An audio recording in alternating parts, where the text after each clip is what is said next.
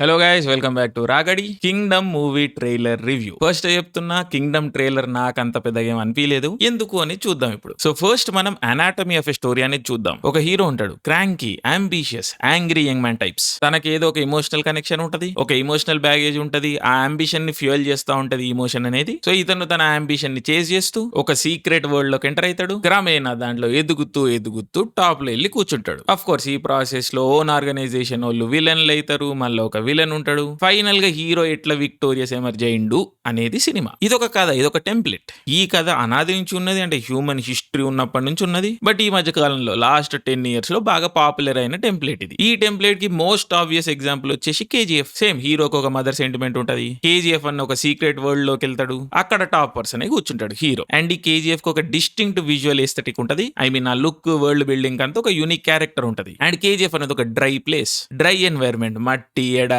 Mine zone కాబట్టి. But ఇదే template తో ఇంకో పెద్ద సినిమా వచ్చింది, పుష్ప. అండ్ పుష్పలో ఇక్కడ ఫాదర్ మీద ఇంటి పేరుతోని ఒక యాంగ్జైటీ, లైట్ గా మదర్ సెంటిమెంట్ టచ్ కూడా ఉంటది. సో ఆ చిప్ ఆన్ ద షోల్డర్ ని సాల్వ్ చేసుకోవడానికి మన హీరో ఎదగడం స్టార్ట్ చేస్తాడు. ఈ రెడ్ శాండల్వుడ్ స్మగ్లింగ్ సిండికేట్ లోకి ఎంటర్ అవుతాడు, దీన్ని రూల్ చేయడం స్టార్ట్ చేస్తాడు. Again same template. అండ్ ఈ పుష్ప కూడా ఒక విజువల్ ఎస్థెటిక్ ఉంటది. కేజీఎఫ్ డ్రై ఎన్వైరన్మెంట్ అయితే ఇది lush green environment Pushpa. And ఆ బట్టలు, ఆ గోల్డ్, ఒక ఎస్థెటిక్, ఒక ప్యూర్ ఎస్థెటిక్ ఉంటది పుష్పకి. నాకు చాలా ఇష్టం అది. సో ఇవి రెండు చాలా పాపులర్ సినిమాలు, కేజీఎఫ్, పుష్ప.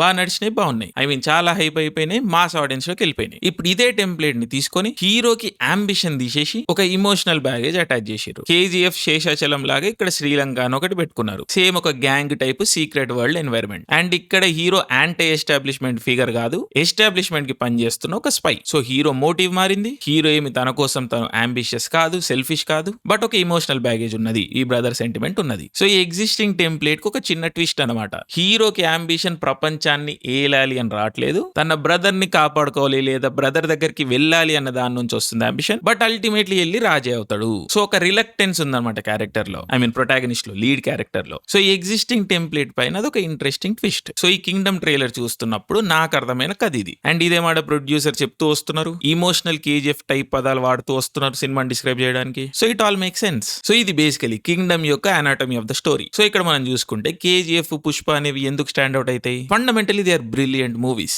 ప్రశాంత్ నీల్, సుకుమార్ అనే వాళ్ళు బ్రిలియంట్ ఫిల్మ్ మేకర్స్. ఒక ఆథెంటిసిటీ, ఒక ఆనెస్టీ, ఒక ఫినెస్ ఉంటది వాళ్ళ ఫిల్మ్ మేకింగ్ లో. I mean brilliant film makers. So వీళ్ళతోని గౌతమ్ తిన్ననూరి లాంటి ఒక అప్కమింగ్ డైరెక్టర్ ని కంపేర్ చేయడం లేదా పోల్చడం అన్నది కరెక్ట్ కాదు. అండ్ ఇప్పటి వరకు గౌతమ్ తిన్ననూరి తీసిన సినిమాలు ఏంటి? ఒక కన్ఫైన్డ్ వరల్డ్ లో ఉండే రిలేటబుల్ ఇమోషనల్ సినిమాలు. సో డే 1 నుండి, ఇన్సెప్షన్ నుండి ఇది ఒక బిగ్ ఛాలెంజ్ అనమాట కింగ్డమ్ అనేది. గౌతమ్ తిన్ననూరికి ఈ వరల్డ్ బిల్డింగ్, ఈ స్కేల్, ఈ బడ్జెట్ ఇవన్నీ అలవాటు లేదు, ఎక్స్పీరియన్స్ లేదు. అగైన్ కేజీఎఫ్ తీసినప్పుడు కూడా ప్రశాంత్ నీల్ ఏమి పెద్ద ఎక్స్పీరియన్స్డ్ ఫిల్మ్ మేకర్ కాదు. సో ఆర్గ్యుమెంట్ వ్యాలిడే. బట్ గౌతమ్ తిన్ననూరి గారి జాన్రా కాదు ఇది, అదైతే మనం చెప్పొచ్చు ఇప్పటి వరకు. సో మేబీ కింగ్డమ్ తో ఆయన మనల్ని సర్ప్రైజ్ చేయొచ్చు, అదొక స్ట్రాంగ్ పాసిబిలిటీ ఉన్నది. బట్ కింగ్డమ్ ట్రైలర్ లేదా ఇప్పటి వరకు రిలీజ్ అయిన ప్రమోషనల్ మెటీరియల్ మనం చూసుకున్నప్పుడు నాకైతే ఫిల్మ్ మేకింగ్ లో ఆ ఫినెస్ గానీ, కాన్ఫిడెన్స్ కానీ కనిపించలేదు. హీరో విజయ్ దేవరకొండ ఏదో ట్రై చేస్తున్నాడు ఆ ఎమోషన్ పట్టుకురావడానికి, అది కొన్ని చోట్ల బానే కనిపిస్తున్నది. బట్ కొన్ని చోట్ల టోటల్ ఫ్లాట్ అయిపోతున్నది. ఆ యూనిఫామ్ వేసుకొని ఒక దగ్గర పెప్ టాక్ ఇచ్చే జోన్ ఉంటది కదా, ఐ మీన్ చాలా బ్యాడ్ అనిపించింది నాకైతే. బట్ కొన్ని షాట్లలో మాత్రం యాక్టింగ్ చేస్తున్నాడు విజయ్ దేవరకొండ,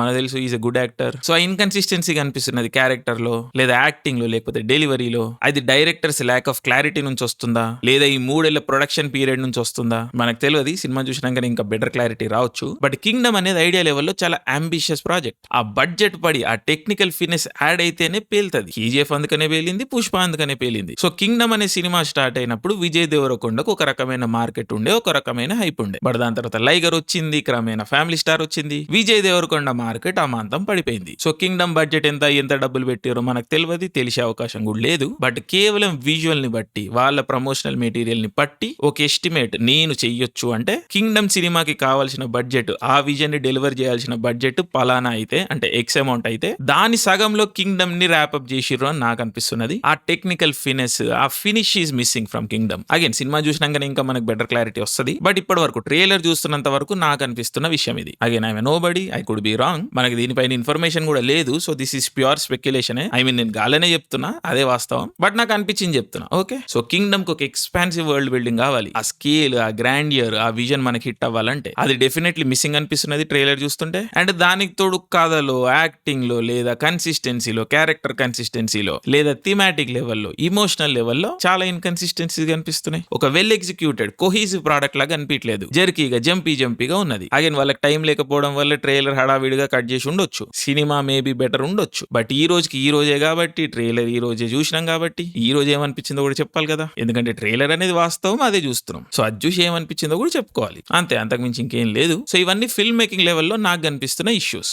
దానికి తోడు అనిరుద్ధ్ గురించి మనకు తెలిసిందే కదా. తెలుగు సినిమాలకు అంత హై క్వాలిటీ ప్రోడక్ట్ అవుట్పుట్ ఉండదు. మిక్స్ లెవెల్లో ఇన్కన్సిస్టెన్సీస్ ఉంటాయి, లేదా బేసిక్ ట్యూన్ లెవెల్లోనే మనకి ఇచ్చే క్వాలిటీలోనే ఇన్కన్సిస్టెన్సీస్ ఉంటాయి. బట్ అవి తెలుగు ప్రజలకు నచ్చుతాయి అని చెప్తా ఉంటారు. మేబీ ఈ విషయంలో నేను తెలుగు ప్రజలతో ఏకీభవించకపోవచ్చు. సో నాకు అనిరుద్ధ్ మ్యూజిక్ పెద్దగా ఏమి ఇంప్రెస్ చేయలేదు. అగైన్ ఇది నా పర్సనల్ ఒపీనియన్. ప్రొడ్యూసర్ కి, హీరోకి, డైరెక్టర్ కి, లేకపోతే ఆడియన్స్ కి అనిరుద్ధ్ మ్యూజిక్ చాలా నచ్చొచ్చు, బాగా ఇంప్రెస్ చేసి ఉండొచ్చు. సో వాళ్ళే కరెక్ట్, నేనే తప్పు కావచ్చు ఖచ్చితంగా. ఎందుకంటే నేను ఒక ఆవులగాన్ని, నాకేం తెలియదు. బట్ నాకు టేస్ట్ ఉన్నది. సో నా టేస్ట్ ప్రకారం అనిరుద్ధ్ అవుట్పుట్ మ్యాచ్ అయితే లేదు, అంతే. బట్ ఇక్కడ మోస్ట్ సర్ప్రైజింగ్ ఫ్యాక్టర్ ఏంటంటే, నాకు గిరీష్ గంగాధర్ అని సినిమాటోగ్రఫర్ నాకు చాలా ఇష్టం. సో ఆయన పేరు ఈ కింగ్డమ్ తో అసోసియేట్ అయినప్పుడు నేను చాలా ఎక్సైట్ అయినా. బట్ ఏమైందో ఏమో, ఇంకొక సినిమాటోగ్రఫర్ కూడా ఆన్ బోర్డ్ వచ్చారు. సో ఫస్ట్ జొమోంటీ జాన్ వచ్చిండా, లేకపోతే గిరీష్ గంగాధర్ అని వచ్చిండా, I'm not sure about it. But visual లో క్లియర్ ఇన్కన్సిస్టెన్సీ అయితే కనిపిస్తున్నది. మనకి 2 డిఫరెంట్ విజువల్ లుక్స్ కనిపిస్తున్నాయి. ఒక పాయింట్ లో సినిమా దేవరాలకు కనిపిస్తున్నది, ఇంకో దగ్గర ఒక హైలీ స్టైలిష్ మణిరత్నం సినిమాలకు కనిపిస్తున్నది. ఎస్పెషల్లీ రియల్ లొకేషన్లలో తీసిన షాట్లు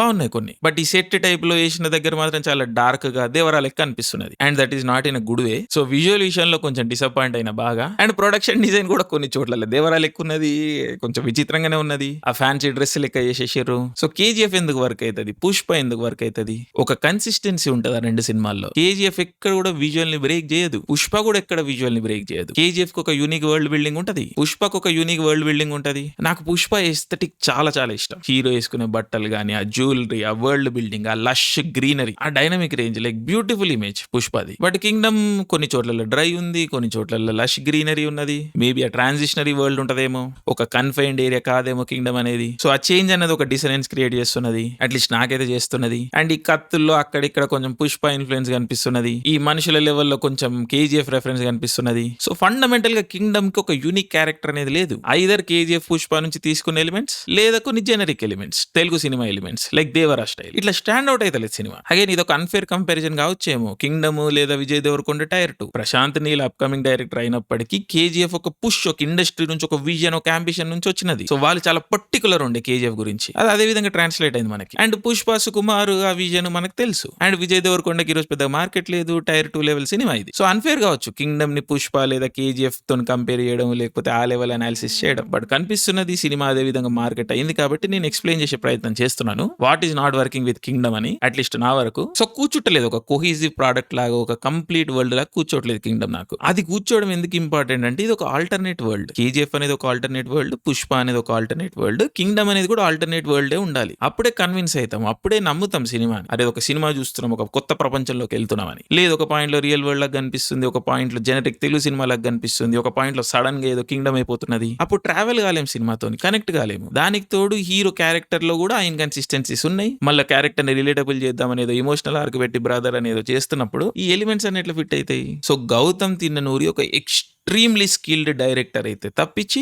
ఈ అన్ని ఎలిమెంట్స్ ని కూర్చోబెట్టడం చాలా చాలా కష్టము. సో చూడాలి మరి గౌతమ్ తిన్ననూరి అంత స్కిల్డ్, లేక అంత బ్రిలియంట్ ఫిల్మ్ మేకర్ అవ్వాలనే కోరుకుందాం మనం. కింగ్డమ్ అనేది అదే లెవెల్లో హిట్ అవ్వాలని కోరుకుందాం మనం. ఒకవేళ ఇదిగానే డెలివర్ అయితే Gautam Tinnanuri India's #1 filmmaker. నాకైతే ఈ ఎలిమెంట్స్ అన్ని కూర్చోబెట్టి ఒక కోహెసివ్ సినిమా ఆయన డెలివర్ చేయగలిగిందంటే నేను టాప్ డైరెక్టర్ లెవెల్లో తీసుకెళ్లి కూర్చోబెట్టేస్తా ఆయన్ని. బికాస్ గోట్ లెవెల్ స్టఫ్ అది. నాకు ట్రైలర్ ఇప్పటి వరకు అయితే పెద్దగా ఏం అనిపించలేదు. అండ్ ఇంకా నేను పుష్ప, కేజీఎఫ్ అని ఏదేదో మాట్లాడుతున్నా కానీ, బట్ అనిపించిన కాడికి చెప్పాలి అంటే కింగ్డమ్ కొంచెం రెట్రో సినిమా లాగానే అనిపిస్తున్నది. హీరో తన వాళ్ళ దగ్గరికి వెళ్ళి తన self discovery process.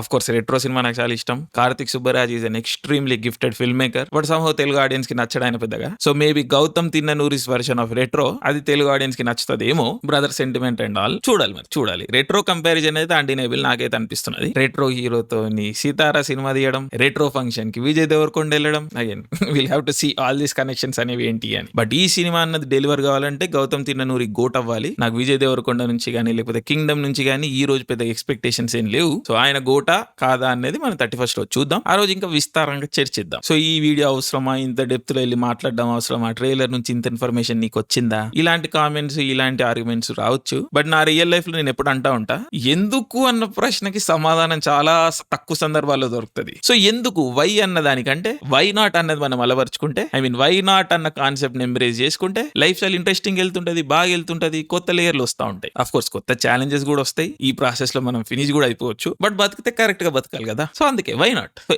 Everything that I do or everything that is presented in all our channels, రాగడిలో అయినా లేకపోతే కల్చర్ స్టేషన్ లో అయినా, it's all about why not అంతే. సో మీరు కూడా ఎక్కువ ఆలోచించకండి, అనిపించింది చేసినాం అంతే. ఏదన్నా తీసుకోవాలి, ఏదన్నా నేర్చుకోవాలంటే తీసుకోండి, లేదా అవలాగా ఏదో వాగుతున్నాడు వదిలేయండి అంటే వదిలేసి వెళ్ళిపోండి. So it's not personal, nothing is personal here. So Telugu cinema బాగుండాలి, కింగ్డమ్ మంచి సినిమా అయితే అంతకన్నా ఆనందం ఇంకేం లేదు. So looking forward to Gautam Tinnanuri's film making, direction, Sitara entertainment production quality and Vijay Deverakonda's acting prowess. Of course Anirudh పైన నాకేం ఎక్స్పెక్టేషన్స్ లేవు. సో చూద్దాం. So thank you, love you all, జై హింద్. 31st రోజు మాట్లాడుకుందాం. బాయ్. కింగ్డమ్.